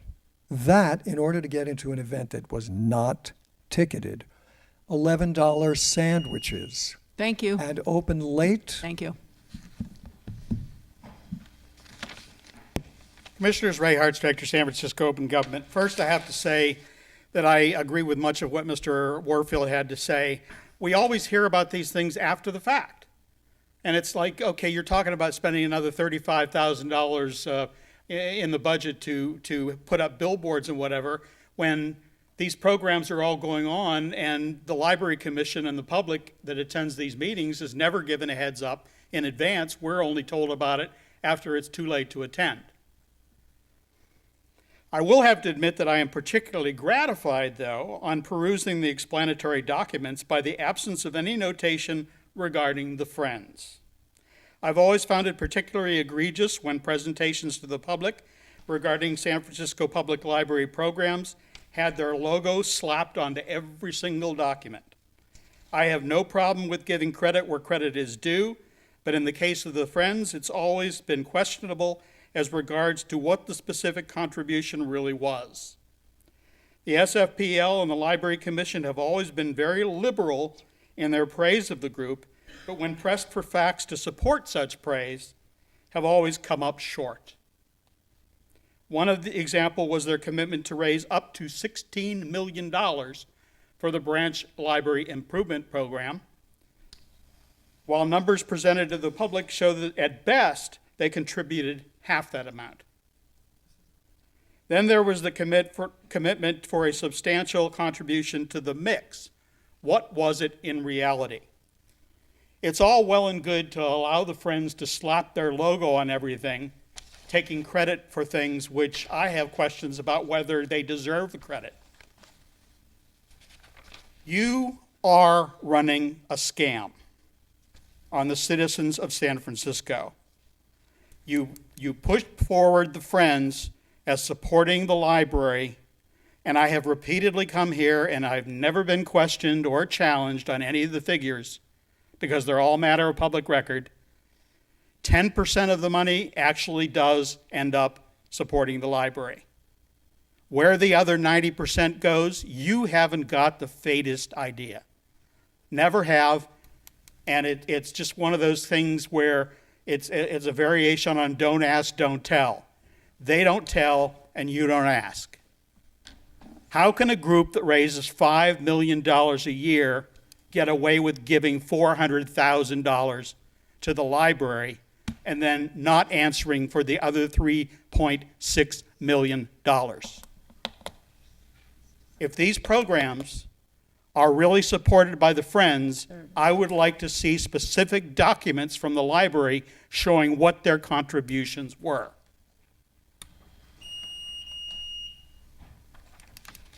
Thank you. Hi, Marie Sapella, Friends of the Library again.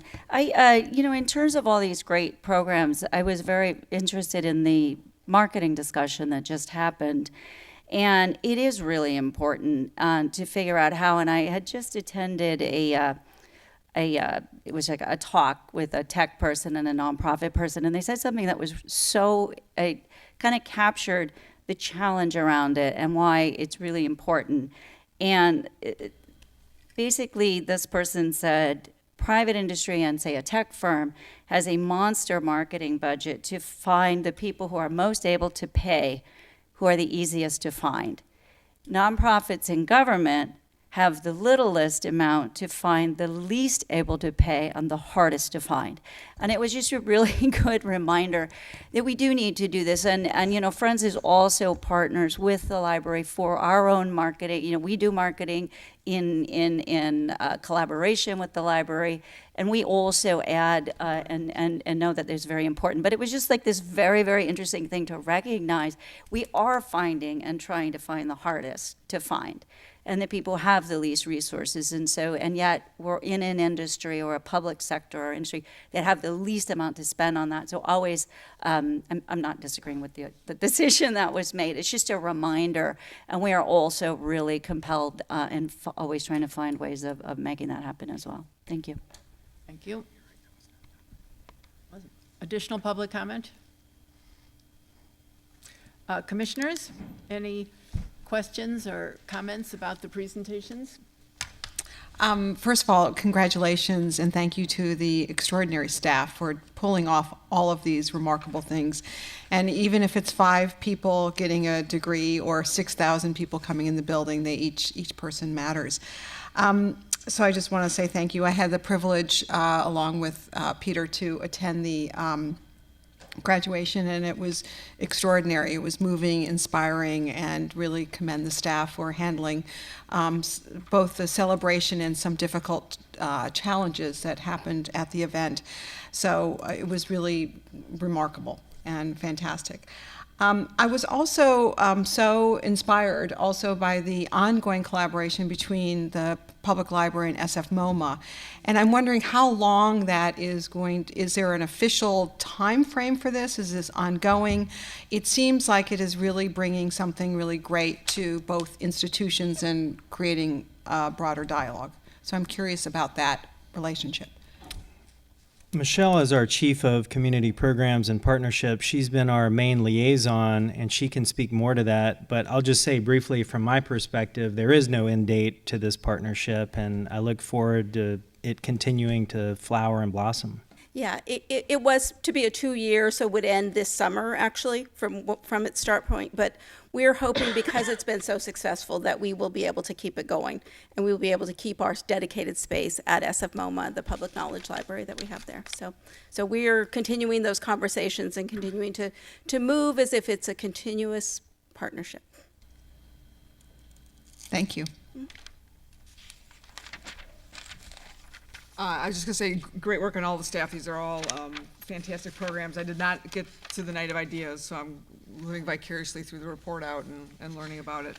And I love that Black History Month is more than a month. So grateful that we have all of this going on to help bring visibility and education to the patrons of the library. So well done. Yeah, I enjoy the richness of the program. And look at the Black History. I signed up a few things. The Take Part one, I'm just curious about it. Is that, would it be on the website that says that what was the security that somehow have the whole thing had to be hidden away for a few years? That's an excellent question, and I don't know if that's an urban legend. Maybe Kathy can speak to that.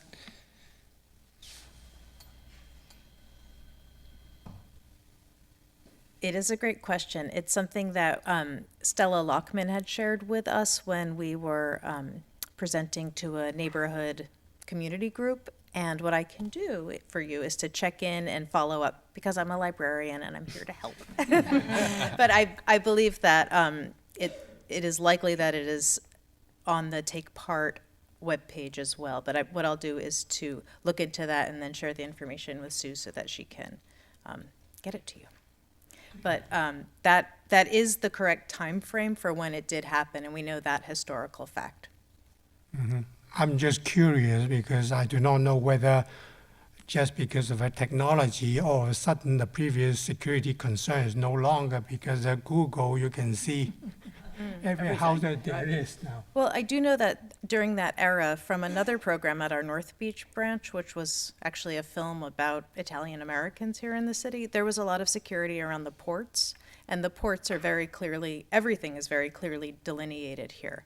So I don't doubt, from what I've learned at library programs, that that could have been a really big issue at the time. Great. Again, as an eager learner, that's why I'm curious fellow that I'm looking into that. That's why I just admire the richness that's being provided in so many programs. About the 6,000 people to queue up and then take 2 hours to clear through. I did not take advantage of being a commissioner. I do the event and see how it would go. Skip the line. Yeah. So anyway, on that note about the marketing event, and people are not do not know about it. I do not know whether the different channels are being used either by the friends or by the library through the so-called the next door neighbor. I do not know whether that would help with the situation or not, just sort of a surface as a sort of a communication channel, if you will, by both the events that Friends of Library is supporting, then, or the library itself, if it were Friends of Library does not relate to it.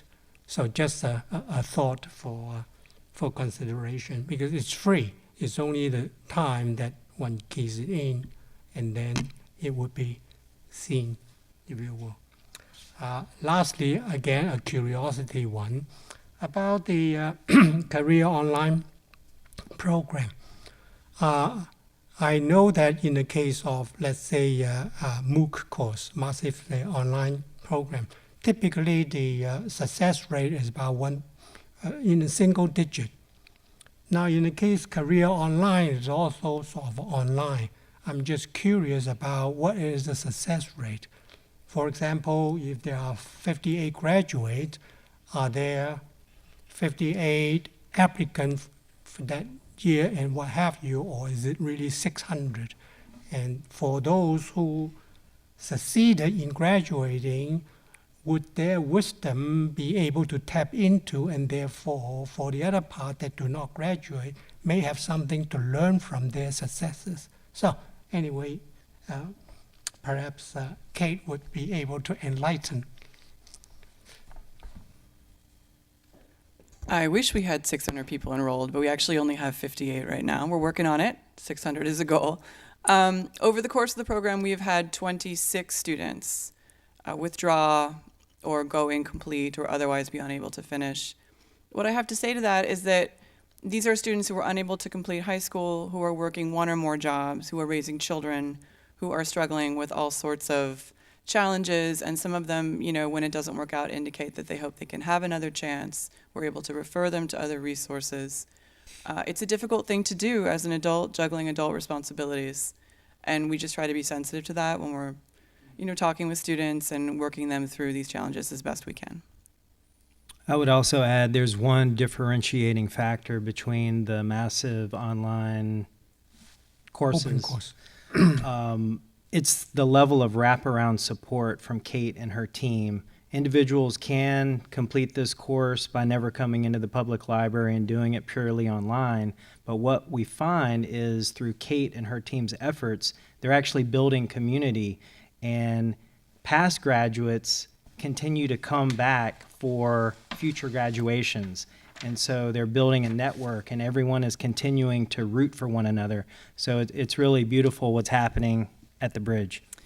Yeah, our first graduate attended the party on the 20th. And in the photo, that girl is the daughter of a current graduate decorating the hat for our first graduate who didn't get one. And then he tipped her. I'm glad to hear what you say about this community thing and bringing them. That will help to lift up the, so to speak, the success rate, because people do need that kind of buddy system if they could find one. But again, I'm confirmation biased. Anyway, just thank you all for the richness in the program that's continuing to happen. Thank you. Just echoing all of the previous comments, such a fantastic report, this commission meeting. And on the online classes, I mean, I'm one of the 99% that consistently drops out of online classes. I mean, they just like blast you with emails saying sign up, and then I'm like, yeah, I feel like I'm the type of person who would do that. And then I sign up, and then about 5 minutes in, I'm like, I'm not the person to do that anymore. And so it's just a testament that, I mean, the support is so critical, and even just the framing of the opportunity at hand attracts a different breed of person, I think, to step up and take advantage of that opportunity. And when you match that sort of ambition and willingness to seize the opportunity in front of them with such a great opportunity, then you just get fantastic results. And Commissioner Wolf already spoke about hearing from the students, and when you hear about the plans to go learn programming through this boot camp, the singular thought I have when I hear that is, I know that's going to happen in 3 months. Like, I know for sure in 3 months, if we were to check back, that she's going to go on to even greater heights. And so excited about that. And the Night of Ideas was fantastic. Thank you so much to the library staff and leadership and all library external partners who were involved. I was most impressed by the operational and logistic kind of cleanliness of all of it. Every time I go into one of these events, no matter if it's like a music festival or like just in any sort of large gathering, in the back of my head is, all right, what's going to annoy me this time about like how this whole thing is run? Like something is missing, or like there are too many people in this one area that it's like impossible to get through. None of that in the entire building. And so not a single bit of trouble, at least from my perspective. I had a ton of friends texting me at 8:30, 9 p.m. Saying, "Pete, can you get us in?" So it was just. Could you? I didn't try, but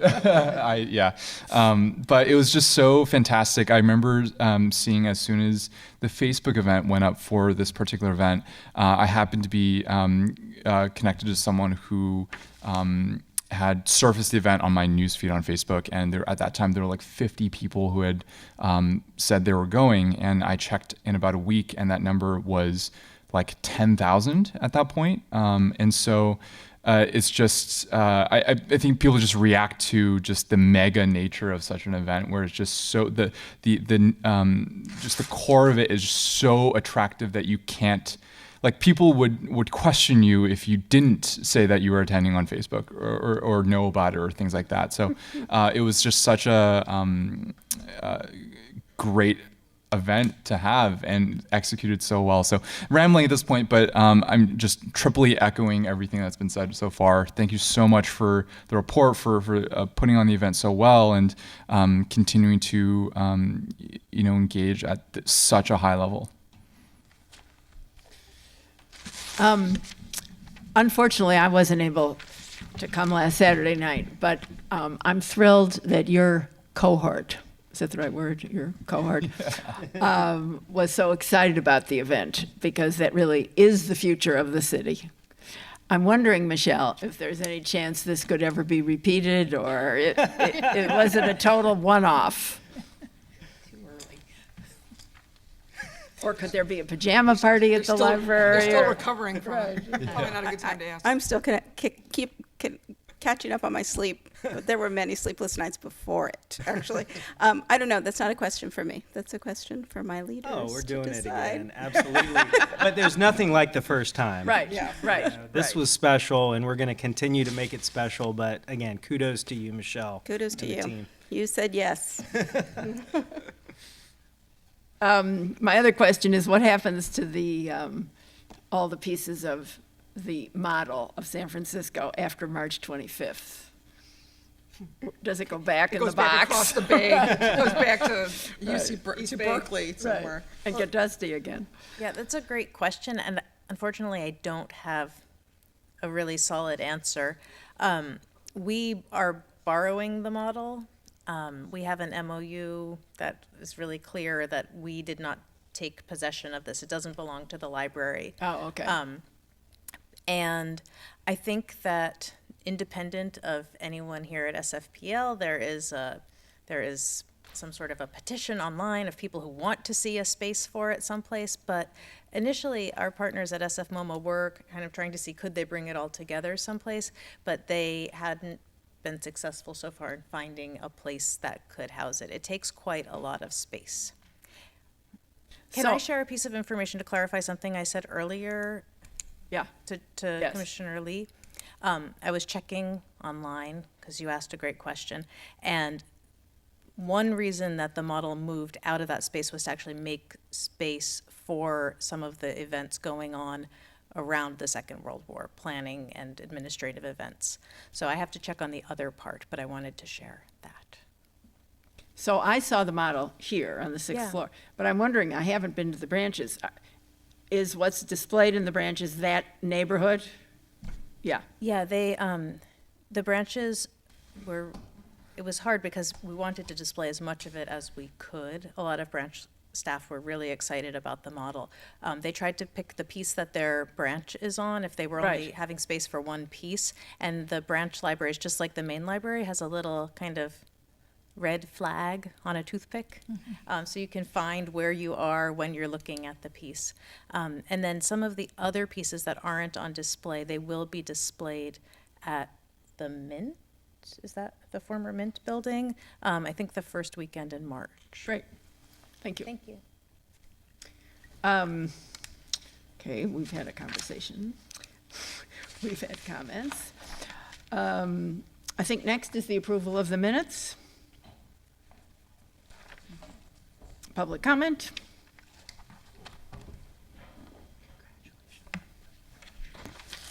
Peter Warfield, Executive Director of Library Users Association. You've left some things out, and there are some improvements possible here. The first thing is on public comment, general public comment on your first page. The first speaker, who is an anonymous citizen, as he puts it, was interrupted with apparently some verbiage rules by the chair, and was chastised for using what apparently is a list of unacceptable words. As a matter of fact, what he was doing was explaining what he called le mot de Coulter, which is French for the word of, or the words of Coulter, your former Library Commission president for quite a few years in the past before any of you were on the commission. And le mot de Coulter was the anonymous citizen's polite way of describing the, well, some would say a somewhat vulgar word that he used with abandon. And when he said what that word was, just to perhaps enlighten those who hadn't experienced it, he was chastised by the chair. And that's not mentioned here at all. There was a definite comment made, and if there are rules of allowable expression here, they should be noted and perhaps expanded upon in your rules of behavior here. My comment, it says here that I said it was inappropriate for the president and vice president to interrupt a person trying to give a message because of the type of language the speaker is using. And I would say a member of the public, that is to say somebody participating as a member of the public here at the meeting, not just any person in any place.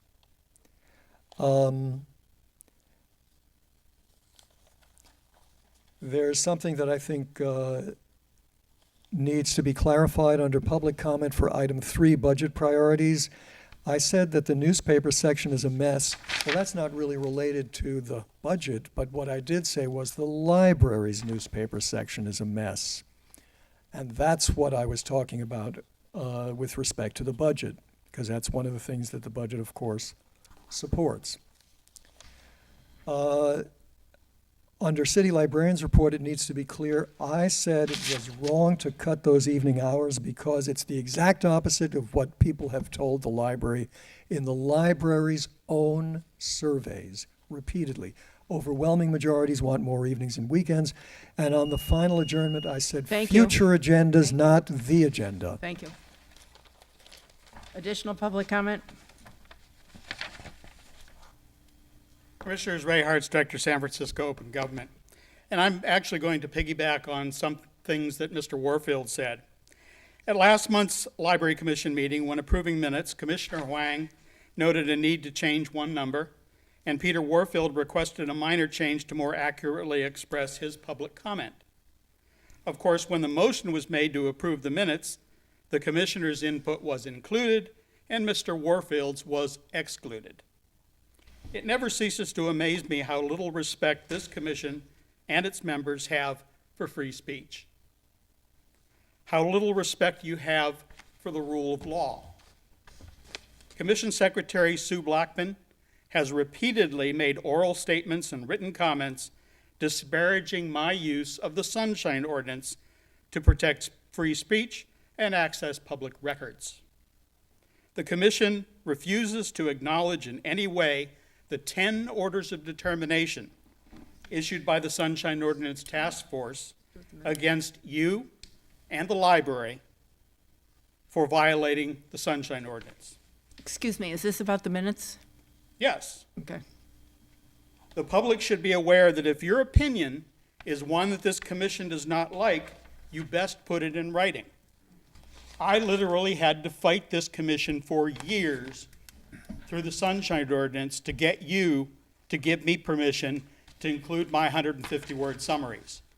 Because I was sick and tired of having Ms. Blackman redact, mischaracterize, misrepresent, and basically just lie in her version of what I said.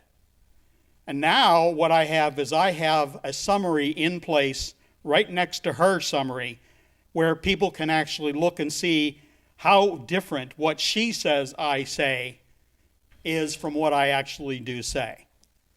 I shouldn't have to fight you. And very frankly, you have an oath you took to support and defend the Constitution. And as far as I'm concerned, any word that a member of the public chooses to use here is fair game. And they shouldn't be chastised by anybody on this commission. If you want to comment after, you're entitled to do it under the Sunshine Ordinance, but interrupting a person in the middle of their presentation is a violation of their First Amendment rights, a violation of their rights under the Brown Act, and a violation under the Sunshine Ordinance. If you have prohibited words, then let's have a list of them. I did that to the Ethics Commission, and surprisingly, I didn't get a list. The Constitution exists so that people like us can come here and say the things we say to people like you. Thank you. Additional public comment? And is there someone who would make a motion to approve the minutes? Or discussion. Oh, discussion. I just have one correction on page 2. Reese Isbell's last name is misspelled. They just removed the E off the end of it. It's Isbell. Thank you. Is there a motion? I move. Is there a second? Okay. The minutes? I second. All in favor? Aye. Aye. All opposed? No. The minutes pass. Adjournment, public comment.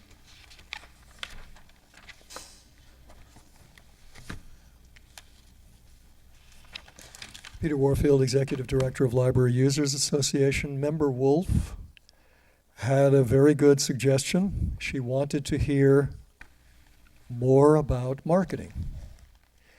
And I would ask you not to adjourn, as I have done before, without insisting that what you used to have on the agenda and what many bodies do have on the agenda at or near the end is an opportunity for the members to say what they would like on future agendas, just as Commissioner Wolf said during the meeting. And that was a very appropriate and very worthwhile, as far as I'm concerned, thing to include. And that request, that interest in a subject matter that anybody else here had who's representing the public would appropriately be heard in such an agenda item. And as I said, you've had that in past Library Commission agendas as a regular item, and you should insist on having it here. You could, for example, talk about the marketing of Night of Ideas. I didn't think that the crowd was very diverse at all. I don't think that programs that require a computer to find out what the program is that's being offered on, for example, Night of Ideas, I tried to get a program from a librarian, and they wouldn't print out the program. It's a quite extensive program.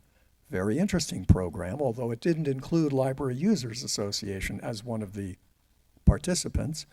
Nonetheless, there was no way for me to get the program in any kind of paper form if I didn't have access to a computer and the time to get on a computer. Well, I can take some of the time that I have at the library, but I may have other things to do, or there may not be available time. So where is the publicity going? How do you get in with a previously obtained ticket that requires you to be willing to talk to the computer and give your full name and your email address?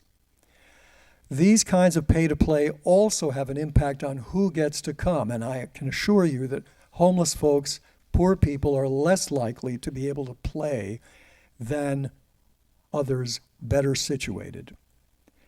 That would be another aspect of how are you marketing and informing people. How does that evening compare with other evenings that the library is open? Michael Lambert crowed at the time, "Isn't it wonderful to see so many people on a Saturday night?" You have never even put on a questionnaire to the public whether they would like a Saturday night. You've never offered Friday, Saturday, or Sunday nights as an option for the public. As for people being scared of having coming at night, Thank you. nobody seems scared. Thank you. Commissioners? Oh, sorry, I'm sorry. Commissioners, Ray Hartz, Director, San Francisco Open Government, and again, I will piggyback on what Mr. Warfield said. There should be an agenda item on this agenda for new business so that commission members, in the view of the public, can participate in the formulation of your agenda. Right now, it's a completely opaque system. I don't know who comes up with the agenda. I don't know who gets approval for certain items and who does not. I don't think the public has any idea how your internal workings go because you refuse to address it. Having such an item on the agenda would allow the public to know exactly how open your president and vice president are to the input that you have. One of the things that I have noticed over the 10 years that I have been coming to this Library Commission is the fact that many things just fall into a black hole and are never heard of again. It's like the mix. We were given all these assurances when the mix was being approved that we would get reports about its utilization and how much it cost, how much the Friends gave to the process. What have we gotten? Nothing. So basically, if you had an agenda item like this, it would be matter of official record that a commissioner asked for something, and there would be an opportunity to follow up to see if the library actually produced. I mentioned at the last meeting that for one of the first times in my experience, there was a serious discussion with serious questions and a situation where the library actually came back and made the comment, one of you asked about this at the last meeting or an earlier meeting, and here's your answer. It's one of the few times I've ever seen the administration actually come back and respond to a question that a commissioner asked, where the public could get the benefit of that same information. You are an opaque body. You just do not want the public to know what you do or how you do it. You can't deny that. There's no possible way, because the official record is the minutes. And the minutes have much more of what I have to say in them as a result of my 150-word summaries than anything that any of the commissioners added together have to contribute. So if history is to take a look at this library commission, the facts would support that I had more input than any of you. In fact, more input than all of you.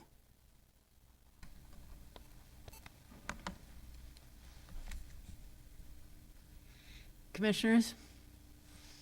Without wasting any more time, I move to adjourn the meeting of, or this meeting, February 7th, 2019. Is that? I second motion to adjourn. All in favor, say aye. Aye. All opposed? The meeting is adjourned. Thank you all very much.